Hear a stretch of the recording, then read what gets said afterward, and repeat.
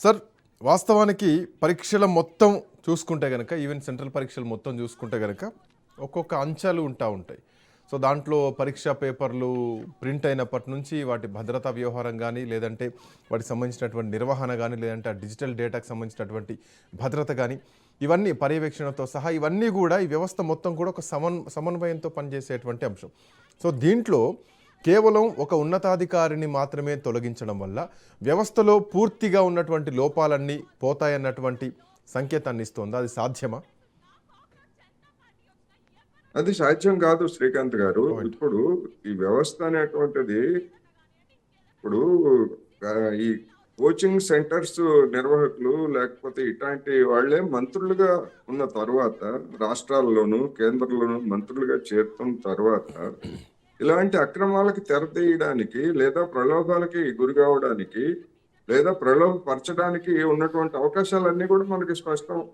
అనేక ట్యూటోరియల్ కాలేజీల్లో ఓనర్స్ గా ఉన్నటువంటి వాళ్ళు, కోచింగ్ సెంటర్స్ గా ఉన్నటువంటి వాళ్ళు పెద్ద ఎత్తున ఇప్పుడు నడుపుతున్నారు. వాళ్ళందరూ కూడా వాళ్ళందరి మీద వచ్చినటువంటి ఆరోపణలు ఏమిటి? ప్రభుత్వంతో లేదా ఉన్నత వర్గాలతోటి కుమ్మక్కయి తమ సంస్థల్లో పనిచేసేటువంటి వాళ్ళకి అవసరమైనటువంటి ప్రశ్నలు ఇవన్నీ కూడా లీక్ చేయించి పెద్ద ఎత్తున చేశారనేటువంటిది ఎప్పటి నుంచో ఉన్నటువంటి విమర్శ ఇది. అందుకని ఇవాళ మొత్తం వ్యవస్థ మొత్తంగా కూడా కరప్ట్ అయిపోయినటువంటి పరిస్థితుల్లో మనం చూస్తున్నాం. ఇక్కడ ఇంకొక అంశాన్ని గురించి కూడా నేను చెప్పదలుచుకున్నాను. ధర్మేంద్ర ప్రధాన్ రాజీనామా చేసినంత మాత్రాన ఏమి కాదు, ధర్మేంద్ర ప్రధానికి ఏమి సంబంధం లేదు, నైతిక బాధ్యత అనేటువంటి గతంలో కాంగ్రెస్ వాళ్ళు చేశారా అని. ఓకే, కాంగ్రెస్ వాళ్ళు చేయలేదు, కాంగ్రెస్ వాళ్ళు తప్పే చేశారు, వాళ్ళకి మీకు పెద్ద తేడా లేదనేటువంటిది మీరే ఒప్పుకుంటున్నారు. ఓకే, ఇక్కడ బాగుంది. ఇక్కడ నైతిక బాధ్యత అనే విషయానికి వస్తే, ఈ నీట్ లీకేజీ ఉదంతం జరిగిన సమయంలోనే అయోధ్య రామాలయంలో కానుకల చోరీ లేదా విలువైన ఆభరణాలు లేదా బంగారం ఇటువంటి చోరీ జరిగిందనేటువంటిది వచ్చింది. అక్కడ మరి ట్రస్ట్ చైర్మన్ గా ఎవరున్నారు? సాక్షాత్తు కేంద్ర ప్రభుత్వం నియమించినటువంటి వాళ్ళు, విశ్వ హిందూ పరిషత్, ఆర్ఎస్ఎస్, బజరంగ్ దళ్, మొత్తం ఈ గుంపుకు చెందినటువంటి వాళ్లే కదా. ఆ ట్రస్ట్ ప్రధాన కార్యదర్శిగా ఉన్నటువంటి చంపత్ రాయ్, ఒక ట్రస్టీ అనిల్ మిశ్రా, వాళ్ళు రాజీనామా చేశారు. వాళ్ళు రాజీనామా చేయటాన్ని ఎట్లా చూశారు? వీళ్ళు చూసారా ఎంత జవాబుదారీతనంతో వ్యవహరించారు? నైతిక బాధ్యత వహించి వీళ్ళు ట్రస్ట్ కి రాజీనామా చేశారు.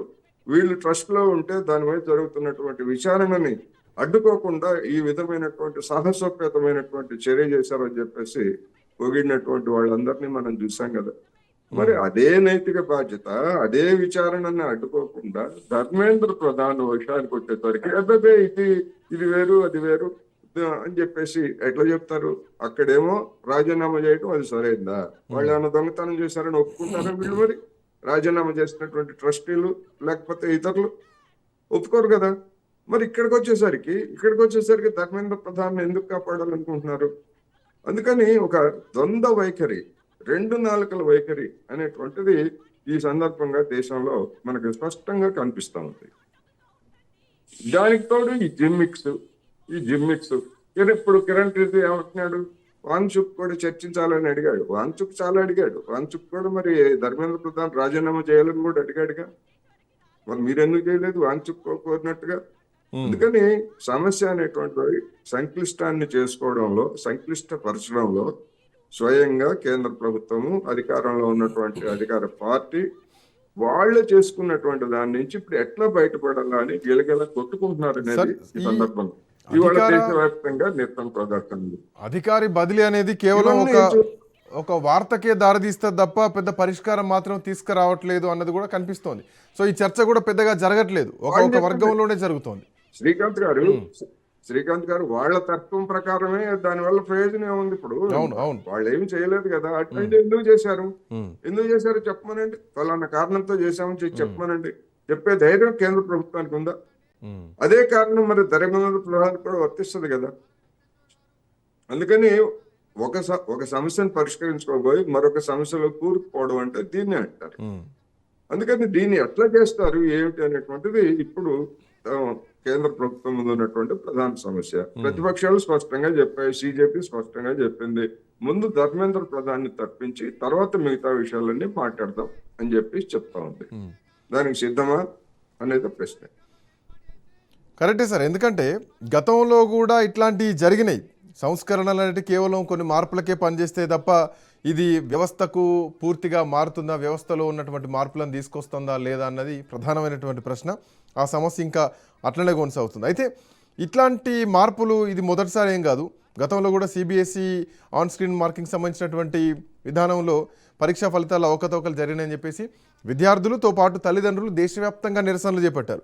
అప్పుడు కూడా ప్రభుత్వం ఇట్లాంటి అడిగే తీసుకుంది. ఏదైతే ఇప్పుడు వినీత్ జోషి విషయంలో తీసుకుందో, సో అప్పుడు కూడా ఆ రోజు సిబిఎస్ఈ చైర్మన్గా ఉన్నటువంటి రాహుల్ సింగ్ కానీ లేదంటే హిమాంశు గుప్తాలు ఇద్దరిని కూడా ట్రాన్స్ఫర్ చేసింది. బట్ అవి కూడా తాత్కాలికమే. మళ్ళీ కొద్ది రోజుల తర్వాత అందులో ఒకరిని మళ్ళీ తన శాఖకు తీసుకురావడం జరిగింది. సో అప్పటి ఎపిసోడ్ ఏది కనిపిస్తుందో ఇప్పుడు కూడా దేశవ్యాప్తంగా అదే నిరసన కనిపిస్తోంది. ఇందులో తల్లిదండ్రులు లేకపోవచ్చు, బట్ జెన్జీ మొత్తం కూడా ఉద్యమం చేస్తోంది. సో ఇది గత ఎపిసోడ్ని లింక్ చేస్తే ఇప్పుడు ఎట్లాంటి పరిణామాన్ని మనం అంచనా వేయచ్చు?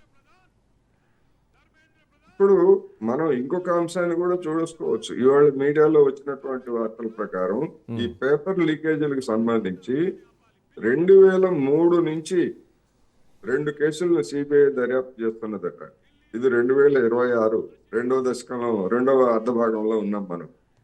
2003 నుంచి సిబిఐ 2 పేపర్ లీక్ కేసులను పరిష్కరించలేకపోయింది. వాళ్ళని కోర్టు ముందు విచారణ ఇవన్నీ కూడా చేయలేకపోయింది. అంటే మరి సిబిఐ చేపట్టేటువంటి విచారణ ఉంది కదా అని చెప్పేసి బీజేపీ చెప్తున్నటువంటి మాటల్ని ఎవరైనా ఎందుకు నమ్మాలి?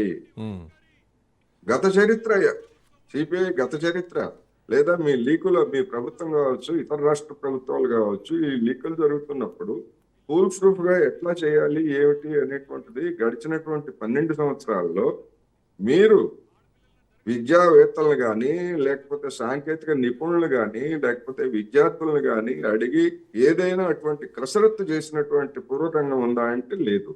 ఇప్పటికిప్పుడు మేము అట్లా చేయబోతున్నాం, వచ్చేసారి మొత్తం అంతా కూడా ఆన్లైన్ చేయబోతున్నాం, ఇంకోటి చేయబోతున్నాం, ఇవన్నీ చెప్తున్నారు. చెయ్యండి, మంచిదే. కానీ ముందు అటువంటిది ఆన్లైన్ అయినా ఆఫ్లైన్ అయినా లీకేజ్కి అవకాశం ఇవ్వకూడదు. బాధ్యులుగా ఉన్నటువంటి వాళ్ళు నిద్రపోకూడదు, లేదా మంత్రి పదవులను ఉపయోగపెట్టుకుని ఇతర పనులు చేసుకోకూడదు. వాళ్ళు చేయాల్సిన పనులు చేయాలనేటువంటి ఒక గట్టి హెచ్చరిక కోసమే కదా ధర్మేంద్ర ప్రధాన్ రాజీనామా అడుగుతా ఉంది. అవును అవును. ఇప్పుడు పార్లమెంట్ లో అనేక సందర్భాల్లో ప్రతిపక్షాలు అవిశ్వాస తీర్మానాలు పెడతాయి. అవిశ్వాస తీర్మానాలు పెట్టినంత మాత్రాన ప్రభుత్వాలు కూలిపోతాయి? కూలిపోవని వాళ్ళకే తెలుసు. ఎందుకని ప్రవేశపెడతాయి? అది గతంలో బీజేపీ చేసింది, ఇప్పుడు కాంగ్రెస్ ఇతర పక్షాలు చేస్తుంది. ఎందుకు అంటే ప్రభుత్వాన్ని ఎండగట్టడానికి అది ఒక సాధనం. ప్రభుత్వం మీద ఒత్తిడి తేవడానికి అదొక సాధనం. అందుకని ఈ సెన్సిటివిటీస్ ని గమనించకుండా మొత్తం సంక్లిష్టం గావించుకున్నది ఎవరు అంటే ఖచ్చితంగా అమిత్ షా, నరేంద్ర మోడీ గారి ద్వయం అనేది. ఇవాళ ఒక పత్రికలో బొద్దింకలకు జేపీ నడ్డా గారు చాలట అంటే జేపీ నడ్డా గారిని అంత దిగువ స్థాయికి చేర్చారన్నట్టుగా ఆ పత్రికలో చూసినటువంటి వ్యాఖ్యానం చూస్తే జేపీ నడ్డా చాలా దిగువ స్థాయి మంత్రి, అందుకనే బొద్దింకలకు అట్లాంటి దిగువ స్థాయి మంత్రులే పెట్టారని చెప్పేసి రాశారు. ఎవరికన్నా గౌరవం ఉంటుందా ఆ విధంగా? సరే, రాసిన వాళ్ళు ఎందుకు రాశారు అది వేరే అంశం అనుకోండి. వాళ్ళకి ఏం గౌరవం ఉంటుంది? జాతీయ అధ్యక్షుడిగా పనిచేశాడు కదా ఒక పార్టీకి. అందుకని ఈ ఒక చోట దాన్ని పరిష్కరించాలనుకుంటే మరొక చోట కొత్త సంక్షోభం తలెత్తుతా ఉంది. అంటే మొత్తంగా ఎంతగా విద్యా వ్యవస్థలో లోపాలు ఉన్నాయో ఇది స్పష్టంగా మనకి తెలియజేస్తాం. సార్ ఇప్పటికంటే ఇది రోజు రోజుకు పెరుగుతోంది సార్. సో ప్రభుత్వం పెంచుకుంటుంది అనుకోవాలి. ఇది పెరగడం కంటే కూడా ప్రభుత్వం ఇంతవరకు నిర్ణయం తీసుకోవట్లేదు. అర్ధరాత్రి వీడియో రిలీజ్ చేయాల్సినటువంటి అవసరం ప్రధానికే ఉంది. పార్లమెంట్ సెషన్ నడుస్తున్నప్పుడు పార్లమెంట్లో మాట్లాడాల్సినటువంటి వ్యక్తి బయటకు వచ్చి తన మనసులో మాటను వీడియో సెల్ఫీ రూపంలో, దట్టు ప్రెస్ మీట్ కూడా కాదు, సెల్ఫీ రూపంలో పంపించాల్సినటువంటి అవసరం ఏముంది అన్న వాదనట అయితే కనుక విద్యార్థులకు సంబంధించి ఇప్పటికే ఢిల్లీ యూనివర్సిటీ ఒక ట్వీట్ సోషల్ మీడియాలో ఒక ట్వీట్ చేయడం జరిగింది. సో ఇది మంచిది కాదు, మళ్ళీ తర్వాత మీరే ఆన్సరబుల్గా ఉండాల్సి వస్తుందని చెప్పేసి ఈ ఉద్యమం వద్దు అన్నటువంటి రీతిలో ఢిల్లీ యూనివర్సిటీ ఒక కామెంట్ చేసింది. సో దీనిపై ఇప్పటికే రాహుల్ గాంధీ కూడా రెస్పాండ్ అయ్యారు. అంటే ఎన్ని వైపుల నుంచి ఉద్యమాన్ని అనగదొక్కడానికి ప్రయత్నాలు జరుగుతున్నాయి అండ్ దీని వెనకాల కుట్రకోణమైనా ఉందన్నటువంటి ఉద్దేశంతో ఢిల్లీ యూనివర్సిటీ చేసినటువంటి ట్వీట్ని చూడాలా, ఎట్లా చూడాలా? ఇప్పుడు ఢిల్లీ యూనివర్సిటీ కాదు, అన్ని యూనివర్సిటీలు మీరు విద్యార్థుల్ని ఉద్యమాల్లోకి రాకుండా చూడండి అని చెప్పేసి అన్ని యూనివర్సిటీలని ఆ విశ్వవిద్యాలయాల సంఘం కోరిందనే కదా వార్త. దానిలో భాగంగానే ఢిల్లీ యూనివర్సిటీ అంతేకాదు మీ పాస్పోర్ట్ను రద్దు చేస్తాము, మీ మీద డ్రగ్స్ కేసులు పెడతాము, మీ మీద నేషనల్ సెక్యూరిటీ యాక్ట్ ని ప్రయోగిస్తాము. ఈ విధమైనటువంటి బెదిరింపులకు ఒకవైపు దిగుతూనే మరొక వైపు అది చేస్తాము, ఇది చేస్తాము. ఇప్పుడు నరేంద్ర మోడీ గారు ఏం చెప్పారు? బేటీ పడావో బేటీ బచావో అన్నారు. చదువుకున్నటువంటి బేటీలలో వీళ్ళు నీట్ రాసిన వాళ్ళు కూడా ఉన్నారుగా. వాళ్ళ పరీక్షలు ఎట్లా చూసాము. వాళ్ళని దానికి నిరసన తెలియజేసినందుకు పార్లమెంటు ముందు అమ్మాయిల్ని ఏ విధంగా ప్రైవేట్ పార్ట్స్ ని టార్గెట్ గా చేసుకొని ఎట్లా కొట్టారు అనేటువంటిది వీడియోలు లేకపోతే మొత్తం గగ్గోలు పెడుతున్నారు కదా. మరి నరేంద్ర మోడీ గారికి ఆ రెండు ఎందుకని పట్టలేదు? ప్రతిదీ ఆయన పేరుతోనే కదా జరుగుతా ఉంది.